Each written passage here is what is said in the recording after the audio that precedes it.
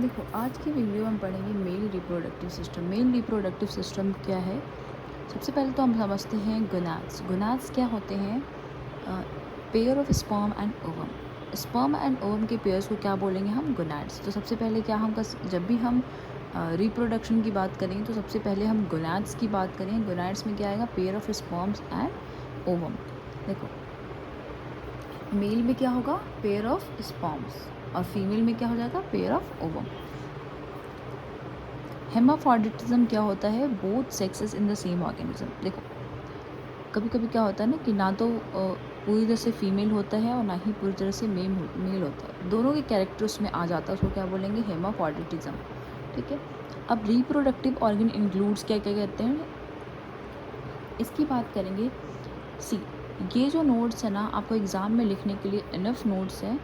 इसको आप लिख करके, और इजी टू रिमेंबर है, आप इसको लिख करके अच्छे से पास हो सकते हैं और अच्छे नंबर भी ला सकते हैं। आपको बहुत डीप में जाने की ज़रूरत नहीं, सैमोलिंगम को बहुत पढ़ने की ज़रूरत नहीं है, तो दिस इज़ इनफ।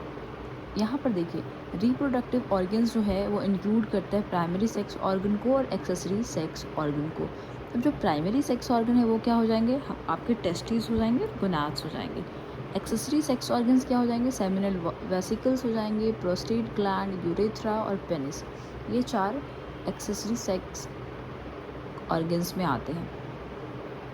ठीक है। अब हम पढ़ते हैं external genitalia, internal genitalia. External genitalia में स्क्रोटम, पेनिस, यूरेथ्रा, और इंटरनल जेनिटेलिया में रिमेनिंग जो भी सेक्स ऑर्गन्स हैं मेल में, वो हमारे हो जाएंगे इंटरनल जेनिटेलिया। ठीक है।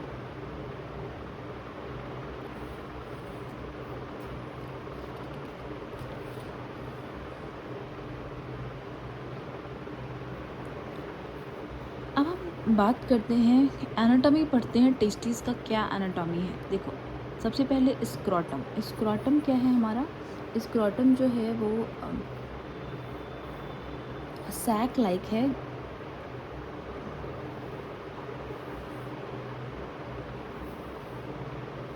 कौन से?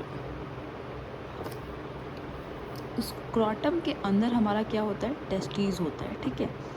अब ये कैसा शेप में होता है? वॉलनट शेप बोल सकते हैं इसको, या फिर आप ओवॉइड शेप बोल सकते हैं, ओवल शेप का कंसीडर कर सकते हैं आप इसको।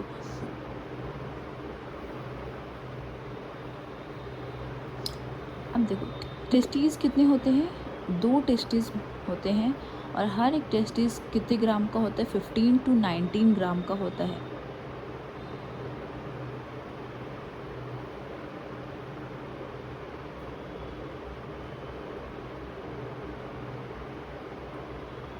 और हर टेस्टिस में ऑलमोस्ट 900 कोयल टिब्यूल्स होते हैं, जिसको हम सेमनीफेरस टिब्यूल्स कहते हैं, और वही सेमनीफेरस टिब्यूल्स जो होते हैं स्पर्म्स को प्रोड्यूस करेंगे।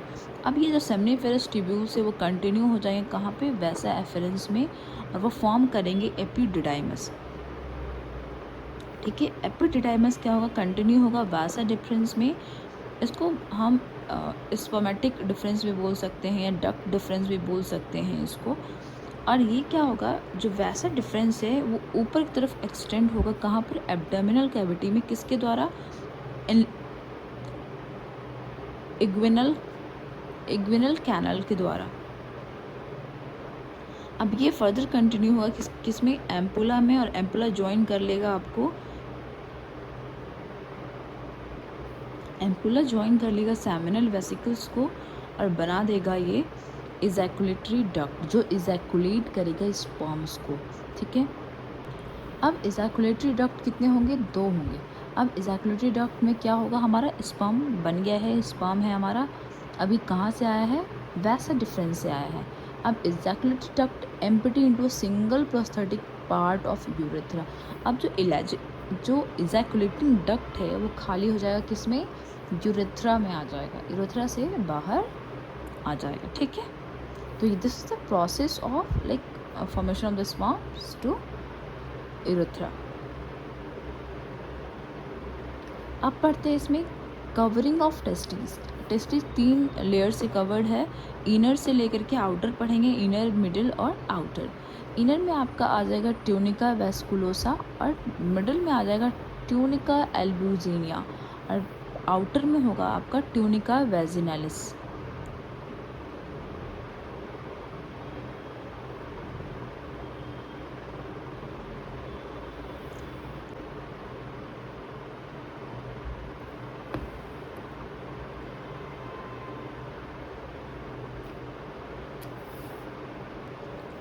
देखो 2 टाइप्स ऑफ सेल्स होंगे इसमें, स्पर्मेटोजेनिक सेल्स और जर्म सेल्स।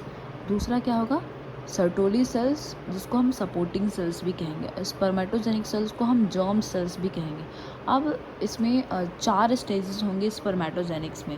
पहला कौन सा है, स्पर्मेटोगोनियम। दूसरा primary spermatocyte. Third secondary spermatocytes. Last spermatid बन जाता है। ठीक है, सर्टोली सेल्स जो हैं वो सपोर्टिंग सेल्स है, जो नरिशमेंट में हेल्प करेंगे, नरिश करेंगे, सपोर्ट्स करेंगे। आइए हम देखते हैं स्पर्मेटोजेनिक सेल्स कैसे ग्रोथ करते हैं।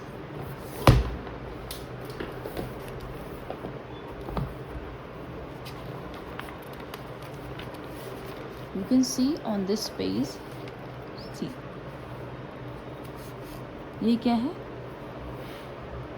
Spermatogonium, primary spermatocytes, secondary spermatocytes, spermatid और स्पर्म। इसमें क्या होगा, मियोटिक डिवीजन होगा। क्या होगा इसमें, मियोटिक डिवीजन। ठीक है,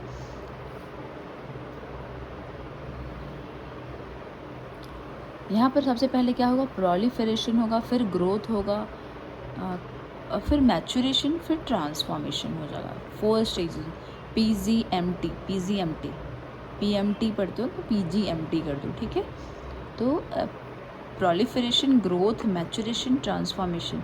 स्पर्मेटोगोनियम कितना है, 46 है, मतलब कि वो क्या है, वो आपका डिप्लॉयड इन नेचर है। कि कैसा है वो, डिप्लॉयड इन नेचर है।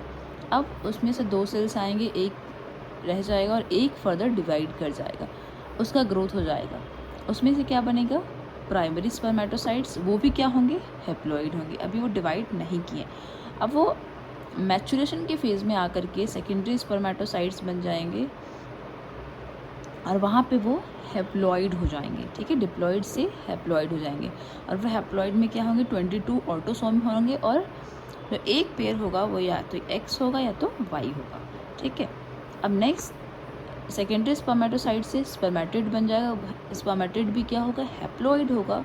और उसके बाद स्पर्म बन जाएगा हमारा, स्पर्म, जिसको हम स्पर्मेटोजोआ भी बोल सकते हैं, by the process of spermatogenesis. और जो बाहर निकलेगा उसको बोलेंगे स्पर्मिनेशन, स्पर्मिनेशन। ठीक है, ये स्पर्मेटोजोआ स्पर्मेटोजेनेसिस से बना और उसके बाद स्पर्मिनेशन हो गया। ठीक है, ये आपको 4 जो सीक्वेंस है वो याद रखने हैं, प्रोलिफरेशन, ग्रोथ, मैचुरेशन, ट्रांसफॉर्मेशन।